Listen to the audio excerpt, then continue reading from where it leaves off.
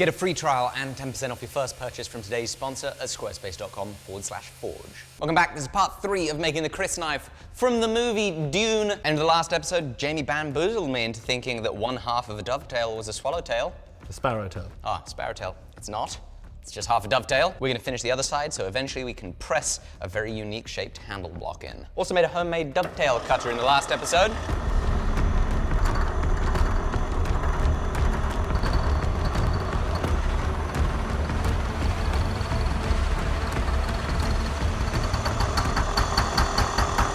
Ah, it's breaking!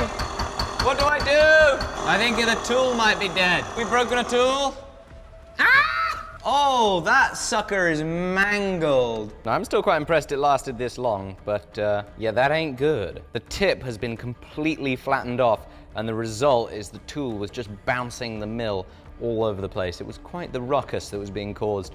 So we've got to regrind this and try and set it back up in an identical position relative to the tip of the tool.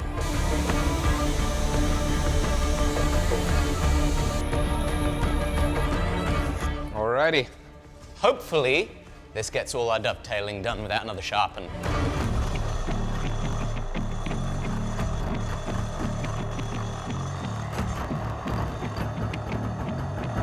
This is not sounding good. It's kind of sounding like we might have another dull tool. I don't know if it's cutting or if it's just mauling its way through. Please tell me the tool is not dead. No! How? As you can see, it is completely dulled off again. Now it cut the other side perfectly fine. Here, every time I get into the corner of the dovetail, it is just destroying that tip. I wonder if we've maybe got a hard spot in here. Maybe I need to try and grind through some hard bit. Maybe that's our solution. How would I get a grinder in here? Right, I've put a little rounded end on the nose of this tool. See if it makes it stronger.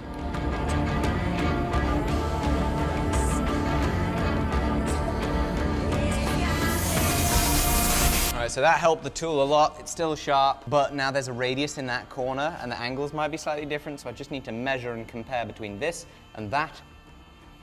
Oh, it's super close. I actually need to keep cutting on this side. Then I need to touch up that corner.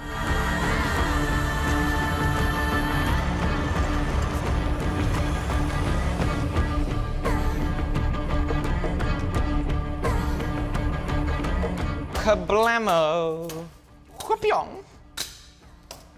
What do we reckon, folks? Well, you know what I'm reckoning. I have just made myself something ridiculously challenging to fit up to. How I'm gonna get a handle block in there, I don't know. So as I go into the heat treat, a big question that I gotta ask myself is, do I heat treat the whole thing, handle included, or do I not quench the handle? Because I've just put dovetails in here, I now have a very, very sharp area, and heat treating doesn't go super well when you have very, very sharp areas. Heat treating goes best when you have big flowy transitions. Sharp areas, stress concentrations, breakage. You get a little bit more contrast, a little bit more pop from the etch on a heat-treated bit of Damascus steel than you do unheat-treated, and that's why the carabiner that we made, and I'm looking around in case I can find it, it's kind of a little bit soft in terms of its contrast because I didn't heat-treat it. So I would have different etching results, but that might have to be the sacrifice that we make for then guaranteeing that we don't break this. I think I've convinced myself in this little discussion just to quench the blade up to about there, leave this unhardened. Super quick interruption to thank today's sponsor, which is Squarespace.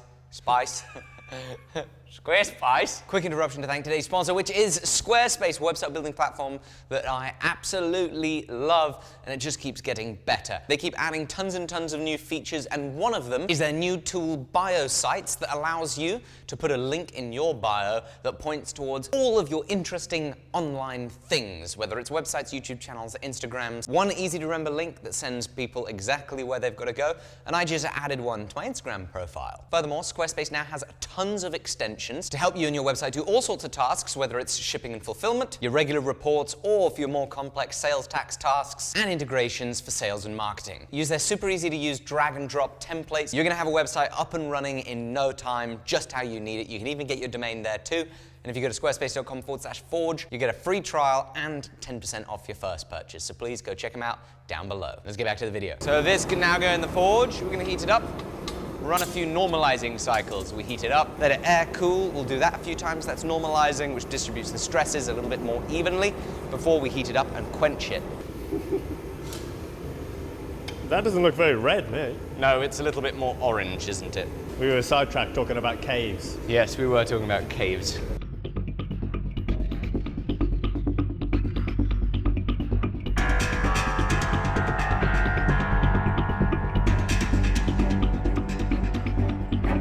It is time. It's going to be a smoky and probably flamey one because we're not quenching the whole thing. So there's hot stuff right above it. So let's hope I don't die of burn.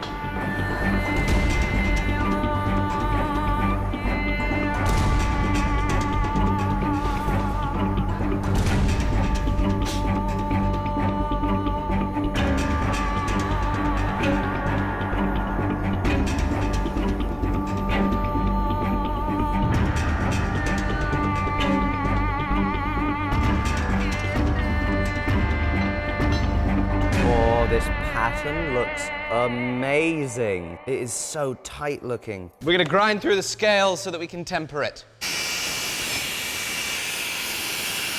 While the forge is cooling down, I thought I'd preheat this for its temper in there.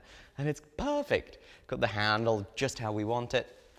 So apparently a cooling down forge. Quite an effective tempering oven. The reason I'm not using the oven in the kitchen is if you can't grind off all the scale, you can't clean it properly, which means that you can't get all the quench oil off, which means that you smoke out your kitchen with burning quench oil, which I really don't recommend.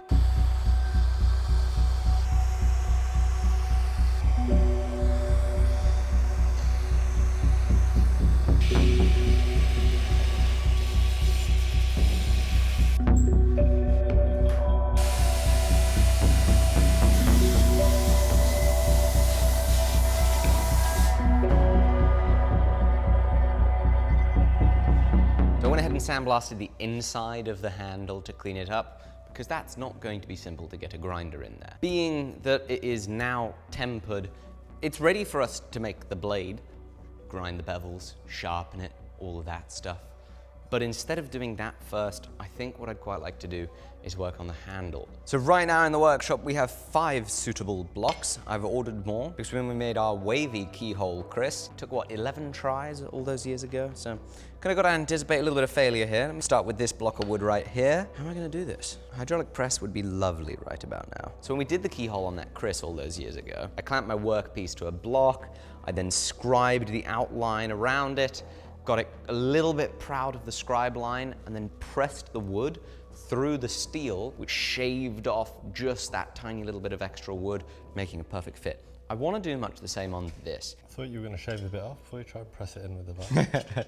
I'm trying to see if I can mark it like this. If I squeeze, maybe it'll leave an imprint, and then I don't need to scribe it. Yeah, that's great. Wow. Unbelievable. Can't see anything. Ow, you're poking me with the antenna.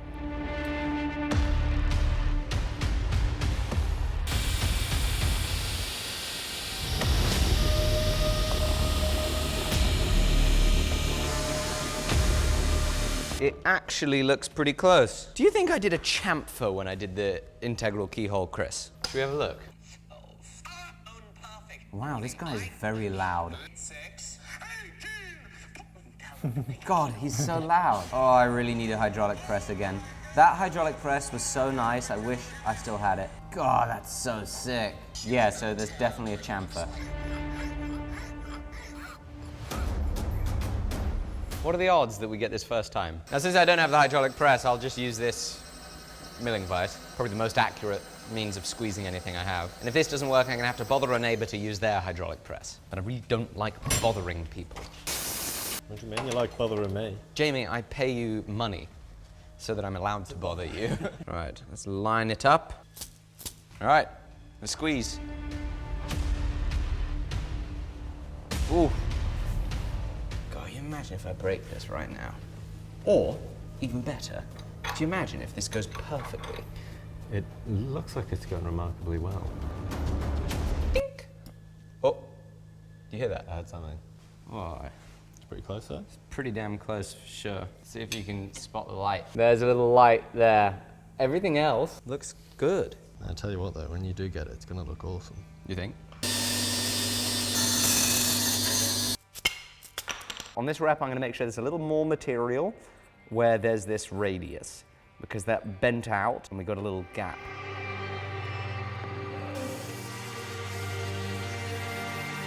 Take two. Wish me luck. Oh! What just happened? What do? Do I keep going or do I stop? Oh! Yeah, there might be too much material we're trying to shave, but it looks so good. I think I just got to send it, Jamie. Oh, I hate that so much. No! So we've got a big crack here, which, to be expected, I figured that could have happened. It's opened up there, and the bolt holes for the jaws of the vise have completely screwed that up. Frankly, the last one was better than this. What about that bit? Jamie, what is this? Ebony? Bog oak. Bog oak? This would be perfect for it. Would you be willing to let me use it? Bog oak. So I bought this for a Tanto knife, and I tried to make the Tanto knife about 12 times, and Then decided that knife making wasn't gonna be your new hobby. yeah.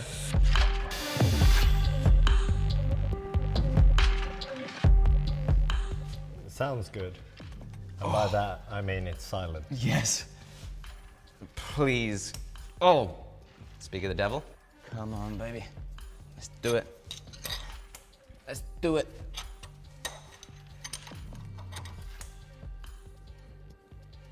Am I all the way there? Hey, yeah, baby. Oh, yeah. We done it.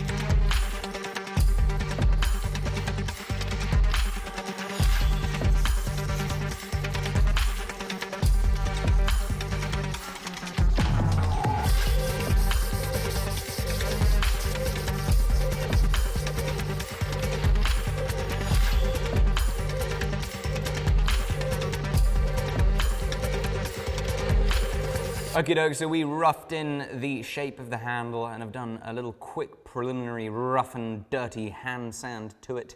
You see that on this side, the fit up is perfect and tight as can be. Here, the fit up is also tight, but we do have a flaw in the wood. Where it was driven into this tight corner, it looks like it's kind of got crushed.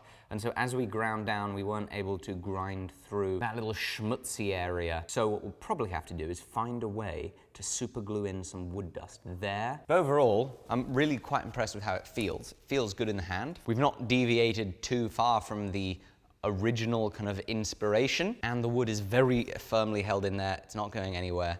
What is going to be incredibly difficult is finding out how to etch the steel without getting acid all over the wood. That's going to be a massive challenge, and I can't wait to share it with you in the next episode. And please go grab yourself grinder bodies and other blacksmithing and bladesmithing tools that we're trying to get rid of at a massive discount at the Alec Steele Co. Thank you so much. Bye-bye.